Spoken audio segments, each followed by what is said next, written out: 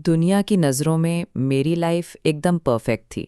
एक साधारण सा परिवार, दो बहनें और वो बचपन की छोटी मोटी लड़ाइयाँ जो हर घर में होती हैं। मेरी लाइफ में कभी कोई बड़ा तूफान नहीं आया। मिडिल स्कूल में मेरे ग्रेड्स हमेशा अच्छे रहे, शक्ल सूरत भी ठीक ठाक थी और मेरा नेचर इतना मिलनसार था कि दोस्तों की कभी कमी नहीं रही। यानी सब कुछ बिल्कुल वैसा ही था जैसा एक आम इंसान चाहता है। हैरानी की बात तो ये है कि मैंने स्टेट टीचिंग एग्ज़ाम जैसा मुश्किल पेपर भी पहले ही बार में क्लियर कर लिया। मोहल्ले में मेरे मम्मी पापा मेरी इतनी तारीफ करते थे कि मुझे बाहर निकलने में भी शर्माने लगी थी। अगर ऊपर ऊपर से देखो तो मेरी ज़िंदगी में कोई ट्विस्ट या टर्न था ही नहीं। लेकिन आज मैं दुनिया की सबसे मायूस लड़की हूँ। क्यों? क्योंकि मेरी लाइफ में एक चीज़ ऐसी है जो कभी सीधी नहीं चली, कभी भी नहीं। क्लासरूम में घुसते ही मेरा सामना इन शोर मचाते बच्चों से होता है। टीचर डेस्क पर हाथ मारते हुए बोलती है, ओए बदतमीज़ों, कम से कम टीचर के आने पर अपनी सीट पर बैठने का नाटक तो कर लिया करो। तभी पीछे से एक आवाज़ आती है, अरे मिस, आज आप इतनी चिड़चिड़ी क्यों हो? क्या आपका फिर से ब्रेकअप हो गया? ये सुनते ही सन्नाटा छा जाता है। क्लास के सारे बच्चे उसे देखने लगते हैं। टीचर रोते हुए बोलती है, मुझे रहम की नज़रों से मत देखो। मुझे गुस्सा आता है जब लोग मुझ पर तरस खाते हैं। काश ये बच्चे फिर से शोर मचाने लगते, क्योंकि सन्नाटा मुझे मेरी हार याद दिलाता है। सच तो ये है कि मेरा आज तक कोई ढंग का रिलेशनशिप रहा ही नहीं। जब मैं कैंटीन में अकेली बैठी होती हूँ तो मेरी सहेली आकर फिर वही घाव कुरेद देती है, हाँ ना, सुना है तुम्हारा फिर से पत्ता कट गया। तुमको ये सब कैसे पता चल जाता है? शायद इसलिए क्योंकि जब तुम दुखी होती हो तो तुम्हारा चेहरा खुद ही सब बयां कर देता है। और अब तो ये बच्चे भी तुम्हारा मजाक उड़ाने लगे हैं। इस बार तुम्हारा ब्रेकअप कैसे हुआ? क्या ये भी उस चीज की वजह से था? हाँ, तुमने बिल्कुल सही कहा। उसने मुझसे कहा कि मैं अजीब हूँ। हाँ, वो तो तुम हो ही। पर क्या वाकई? क्या किसी के साथ इस शर्त पर डेट करना इतना अजीब है कि हम कभी किस नहीं करेंगे? मैंने तो उन्हें पहले ही साफ साफ बता दिया था। अगर वो ये शर्त नहीं मान सकते थे तो उन्हें मुझे डेट ही नहीं करना चाहिए था। लोग मुझसे पूछते हैं कि मैंने उन्हें पहले क्यों नहीं बताया। अरे भाई, मैंने तो डेटिंग शुरू करने से पहले ही साफ कह दिया था, पर उन लड़कों का रिएक्शन हमेशा एक जैसा होता था। क्या तुम सीरियस हो? मुझे लगा तुम मजाक कर रही हो। लेकिन क्यों? शादी से पहले पवित्र रहने की बात तो सुनी थी, पर ये किस ना करने वाली बात पहली बार सुन रहा हूँ। अगर केस ही नहीं करना तो फिर डेटिंग क्यों कर रही हो? जैसे कि किस ना करना कोई गुनाह हो? क्या बिना इसके रिश्ता नहीं चल सकता? क्या ये इतना ज़रूरी है कि इसके बिना कोई मुझे प्यार ही नहीं कर सकता? उसकी दोस्त बोलती है, ऐसा तो नहीं कि तुमने पहले कभी किस नहीं किया है, पर हाना कुछ नहीं बोलती। ये देख उसकी दोस्त शॉक हो जाती है। क्या तुम सच में किसी के करीब नहीं गई? क्या तुम्हें कोई बीमारी है? सच कहूँ तो कभी कभी मेरा मन करता है कि किसी घने जंगल में जाकर जोर से चिल्लाऊं कि आखिर मेरे साथ ही ऐसा क्यों होता है। शायद ये वाकई कोई बीमारी ही है, एक ऐसी बीमारी जो मैं किसी को बता नहीं सकती। तभी अचानक उसकी गहरी सोच और उन दोनों की बातों के बीच एक झटके से उसका बैलेंस बिगड़ जाता है और वो किसी से टकरा जाती है। नहीं, मेरा कार्डिगन खराब हो गया। सामने खड़ा था मिस्टर जिन, ठंडे मिजाज का सख्त और बेरुखा आदमी। मिस्टर जिन हाना से बोलते हैं, ये मेरी गलती नहीं थी, तुम खुद देखकर नहीं चल रही थी। उसकी दोस्त कहती है, हाना क्या तुम ठीक हो? मिस्टर जिन, क्या आपको नजर नहीं आता? पर मिस्टर जिन उन्हें इग्नोर करते हुए बोलते हैं, मेरा कोट गंदा नहीं हुआ, ये अच्छी बात है, मैं जा रहा हूँ। हाना चिढ़कर बोलती है, देखा तुमने, ये इंसान कितना बदतमीज है। उसके बगल वाली लड़की बोलती है, पर मिस्टर जिन हैंडसम भी तो है, वैसे तुम उससे इतनी नफरत क्यों करती हो? मैं नफरत नहीं करती, वो मुझसे नफरत करता है। पता नहीं उसे मुझसे क्या दिक्कत है। खैर, हर कोई मिस्टर जिन जैसा नहीं होता। तभी वहां मिस्टर ली आते हैं, चेहरे पर वैसे ही प्यारी मुस्कान लिए। हाना, सॉन्ग, क्या आज रात तुम दोनों बाकी टीचर्स के साथ ड्रिंक्स के लिए चलोगी? तो इस ब्लैक हेयर वाली लड़की का नाम सॉन्ग है, तो हम इसे सॉन्ग ही बोलेंगे। सॉन्ग कहती है, बिल्कुल, हम जरूर आएंगे। क्यों हाना, तुम चलोगी ना? हाना थोड़ा शर्माते हुए बोलती है, हाँ क्यों नहीं, मैं चलूंगी। तो फिर स्कूल के बाद पिछले गेट के पास फार्मेसी के सामने मिलते हैं। मिस्टर ली के जाने के बाद सॉन्ग बोलती है, हाना, मिस्टर ली तो बिल्कुल ताज़ी हवा के झोंके जैसे हैं। मैं तो कहती हूँ बिना देर किए उन्हें डेट के लिए पूछ लो। तुम्हें क्या लगता है, क्या मिस्टर ली मेरी नो किसिंग वाली शर्त मान लेंगे? अरे तुम फालतू की टेंशन मत लो। क्या तुम्हें ये फालतू की चीज लगती है? ये तुम्हारे लिए फालतू की बात होगी क्योंकि ये तुम्हारी प्रॉब्लम नहीं है। मेरे लिए ये बहुत बड़ी बात है। और वैसे भी अगर मिस्टर ली ने भी मुझे दूसरों की तरह अजीब कहा तो मैं पूरी तरह टूट जाऊंगी। सीन अब मिस्टर ली की तरफ जाता है जहां वो मिस्टर जिन से बोलते हैं, हाना और सॉन्ग भी हमारे साथ पार्टी में आ रही हैं, है ना मजेदार? अचानक उनकी नजर मिस्टर जिन के हाथ पर पड़ती है। अरे मिस्टर जिन, आपके हाथ को क्या हुआ? ये लाल क्यों है? मिस्टर जिन बोलते हैं, कुछ नहीं, बस यहाँ आते वक्त मुझ पर थोड़ी गर्म सूप गिर गई थी। आपको सावधान रहना चाहिए, आप कोई छोटे बच्चे नहीं हैं। मिस्टर ली, आप ठीक कह रहे हैं।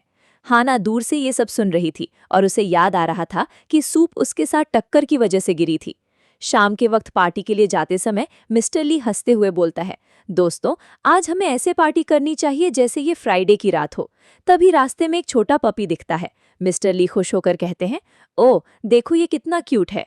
मिस्टर ली, लगता है आपको जानवरों से बहुत प्यार है। हाँ, मुझे सभी जानवर बहुत पसंद है ना ये प्यारा? पर हाना मन में सोचते हुए बोलती है, मिस्टर ली, आप इस पपी से भी 100 गुना ज्यादा प्यारे और अडोरेबल हैं। पेट शॉप के बाहर मिस्टर जिन चिढ़कर बोलते हैं, तुम लोग यहाँ क्या कर रहे हो? चलो, अब हमें देर हो रही है। मिस्टर ली कहते हैं, अरे बस थोड़ी देर और देखने दो ना। हाना हिम्मत जुटाकर मिस्टर जिन के पास जाती है। मिस्टर जिन, क्या आपका हाथ उसी वजह से जला है जो दोपहर में हुआ था? पर मिस्टर जिन बिना कोई जवाब दिए झटके से अपना हाथ पीछे खींच लेता है और वहां से जाने लगता है। वो जाते हुए बोलता है, मैं तुम लोगों से वहीं पार्टी में मिलता हूँ। हाना गुस्से से कहती है, आखिर ये इंसान मुझसे इतनी नफरत क्यों करता है? कम से कम उसे इतना तो दिखावा करना चाहिए कि वो मुझे नापसंद नहीं करता। ये तो सरेआम मेरी बेइज्जती है। कुछ देर बाद हमें पार्टी का सीन दिखाया जाता है, जहां सॉन्ग परेशान होकर कह रही होती है, हाना, ओए हाना, होश में तो हो? तुम आज इतनी शराब क्यों पी रही हो? बस करो अब। सहकर्मी कानाफूसी करते हुए बोलते हैं, लगता है बेचारी का दिल बुरी तरह टूटा है। देखो तो कैसे पागलों की तरह पिए जा रही है। हाना लड़खड़ाती हुई बोलती है, किस, मुझे भी किस करना है। क्या मैं इतनी बुरी हूं कि कोई मुझे चूमना नहीं चाहता? मैं भी देखना चाहती हूं कि आखिर ये होता कैसा है। सॉन्ग हैरान होकर उसे देखती है, क्या क्या बकवास कर रही हो हाना? तुम नशे में हो, चलो यहाँ से। नहीं, मैं मजाक नहीं कर रही। लोग मुझसे पूछते हैं कि मैं किस क्यों नहीं करती। अरे मैं तो खुद तरस रही हूँ, पर मैं बता नहीं सकती। मैं चाहकर भी वो वजह किसी को बता नहीं सकती। मुझे लगा था शायद नशे में ये अपनी वो अजीब वजह बता देगी, पर ये अभी भी अड़ी हुई है। चलो ठीक है, अगर तुम्हें इतना ही मन है तो जाओ और कर लो किस, मैं तुम्हें नहीं रोकूंगी। हाना चेहरे पर एक अजीब सी चमक के साथ उसे देखती है। सच में? क्या मैं वाकई ऐसा कर सकती हूँ? तुम मुझे अजीब तो नहीं मानोगी? हाना लड़खड़ाते हुए रेस्टोरेंट से बाहर निकलती है। उसे सामने एक धुंधली सी परछाई दिखती है, एक हरे रंग का कोट पहने हुए। ओह, वो देखो, वो मिस्टर ली खड़े हैं। वही सुनहरे बाल, वही प्यारा सा चेहरा। शायद कुदरत मुझे मौका दे रही है।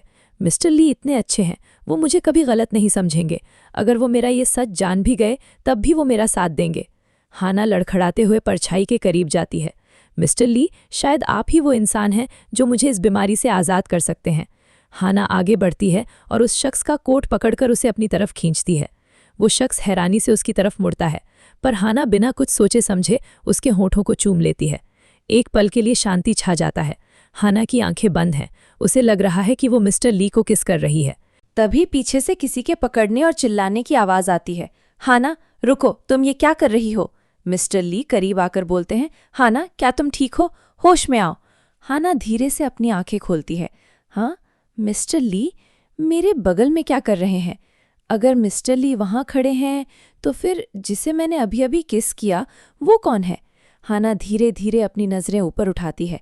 सामने मिस्टर जिन खड़े हैं, अपने होठों पर हाथ रखे हुए, जैसे उन्हें अपनी आंखों पर यकीन न हो। उनकी आंखों में गुस्सा और हैरानी साफ दिख रही है। ओह नहीं, मिस्टर जिन ने मिस्टर ली का कोट पहन रखा था, इसीलिए मुझे धोखा हुआ। एक पल पहले तक मैं नशे में धुत थी, पर इस एक झटके ने मेरा सारा नशा उतार दिया है। मेरा दिमाग अब आईने की तरह साफ है और मुझे अपनी मौत साफ नजर आ रही है। क्या मैंने वाकई ये कर दिया? वो भी मिस्टर जिन को, उस इंसान को जिसे मैं देखना तक पसंद नहीं करती। मिस्टर ली उससे बोलते हैं, हाना, तुम अचानक ऐसी पागलों जैसी हरकत क्यों कर रही हो? क्या हुआ? हाना घबराकर मिस्टर ली से बोलती है, सॉरी, पर अभी टाइम क्या हुआ है? मिस्टर ली बोलते हैं, अभी रात के 11:45 हो रहे हैं। ओह नहीं, मेरे पास बिल्कुल टाइम नहीं है। मुझे आधी रात से पहले घर पहुंचना ही होगा। हाना मिस्टर जिन की तरफ मुड़कर जोर से झुकती है। I am so sorry mister जिन, मुझे माफ़ कर दीजिए। इससे पहले कि कोई कुछ समझ पाता, हाना वहां से हवा की रफ्तार से भाग निकलती है। तभी उसकी दोस्त पीछे से चिल्लाते हुए आती है, हाना, कहाँ भाग रही हो? मिस्टर ली बोलते हैं, अचानक इसे क्या हो गया? इतनी हड़बड़ी में क्यों है? सॉन्ग बहाना बनाते हुए बोलती है, वो शायद उसके घर वाले बहुत सख्त हैं, उसे आधी रात तक घर पहुंचने की हिदायत मिली होगी। कर्फ्यू टाइम हो गया होगा उसका। लेकिन मुझे लगा था हाना अपनी बहन के साथ रहती है। खैर, जो भी हो, वो तो गई। हाना टैक्सी की पिछली सीट पर पागलों की तरह सर पटकते हुए बोलती है, मैं पागल हो गई हूँ, मैं पूरी तरह पागल हो चुकी हूँ। आज तक मैंने इतनी सावधानी बरती, कभी किसी को अपने करीब नहीं आने दिया, और आज नशे में मैंने सब बर्बाद कर दिया। अब वो होने वाला है जिसे मैं रोक नहीं सकती। ड्राइवर ज़रा तेज़ चलाइए प्लीज़, और तेज़। मेरे पास 1 सेकंड भी बर्बाद करने के लिए नहीं है। अगर मैं टाइम पर घर नहीं पहुंची तो सब बर्बाद हो जाएगा। हाना तेजी से घर की ओर भागती है। घर के अंदर उसकी बहन कॉफ़ी का मग हाथ में लिए खड़ी होती है। तभी रूम के अंदर हाना हाँफते हुए एंटर करती है। उसकी बहन बोलती है, अरे हाना, तूने तो मुझे डरा ही दिया। इस तरह पागलों की तरह क्यों भागी चली आ रही है, और ये हालत क्या बना रखी है तूने? दीदी, ओ माय गॉड, अनर्थ हो गया, मुझसे बहुत बड़ी गलती हो गई, मैंने आज सब खत्म कर दिया। क्या कह रही है तू? हाना, साफ साफ बता, क्या तूने किसी को? तभी घड़ी में रात के 12 बजते हैं। टिक टिक, और एक धमाके के साथ धुआं उठता है। बड़ी बहन हैरानी से चिल्लाती है, ये क्या हाना, तो फिर से? हाना मन में सोचती है, मेरा डर सच हो गया। मैं किसी भी इंसान को किस नहीं कर सकती, क्योंकि अगर मैंने ऐसा किया तो मैं एक डॉग बन जाती हूँ। बड़ी बहन के हाथ से कॉफ़ी का मग छूटकर गिर जाता है। हम नीचे ज़मीन पर एक नन्हा सा सफ़ेद पपी वो रोते हुए देखते हैं। बहन बोलती है, मुझे यकीन नहीं हो रहा, आखिर तो इतनी लापरवाह कैसे हो सकती है हाना? मैंने तुझे कितनी बार समझाया था कि अपना ध्यान रखना। हाना कुत्ते के रूप में सिसकते हुए बोलती है, दीदी, मैं कसम खाती हूँ, इस वक्त मैं दुनिया की सबसे बदकिस्मत लड़की हूँ। तो दोस्तों, हाना का सबसे बड़ा डर हकीकत बन चुका है। जिस श्राप से वो आज तक भागती रही, सिर्फ एक गलत किस ने उसे एक नन्हे से बेबस कुत्ते में बदल दिया है। लेकिन असली मुसीबत तो अब शुरू होगी, क्योंकि इस श्राप को तोड़ने का सिर्फ एक ही रास्ता है, और वो रास्ता सीधा जाता है उस इंसान के पास जिससे हाना सबसे ज्यादा नफरत करती है, मिस्टर जिन। क्या हाना इस कुत्ते के रूप में अपनी पहचान छुपा पाएगी? क्या होगा जब स्कूल में सबको पता चलेगा कि उनकी टीचर गायब है? और सबसे बड़ा सवाल, क्या मिस्टर जिन एक कुत्ते को दोबारा किस करने के लिए तैयार होंगे? कहानी का असली ट्विस्ट अभी बाकी है। अगर आप जानना चाहते हैं कि हाना का अगला कदम क्या होगा, तो अभी इस वीडियो को लाइक करें और चैनल को सब्सक्राइब करके बेल आइकॉन दबा दें। मिलते हैं अगले भाग में, जहां हाना की जिंदगी का सबसे मुश्किल सफर शुरू होने वाला है।